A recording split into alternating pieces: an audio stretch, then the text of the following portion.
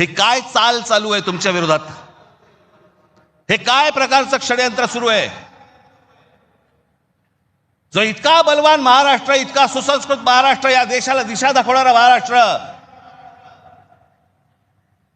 सगळ्या बाजूनी संपन्न असा महाराष्ट्र, हे सगळ्या बाजूनी येत आहेत आणि महाराष्ट्राने तुम्हाला फक्त इथे तुमचे चावे घेत आहेत. तुम्हाला उद्ध्वस्त करायचं आहे ना?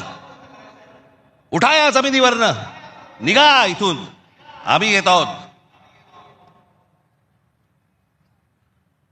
काल परवाकडेच मी एका चॅनलला सांगितलं, हिरे असतात, मोती असतात, सोनं असतं, चांदी असते, अजून काही मौल्यवान गोष्टी असतात,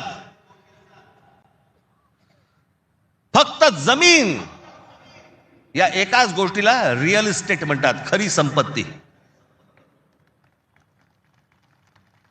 दुसऱ्या कोणत्याही गोष्टीला रिअल इस्टेट म्हटलेलं नाहीये, फक्त जमिनीला रिअल इस्टेट म्हटलंय, कारण ती तुमची संपत्ती आहे. तुमच्या पायाखालची जमीन आणि तुमची भाषा ही मेली की तुमचं अस्तित्व संपलं, तुम्ही कोणी नाही आहात.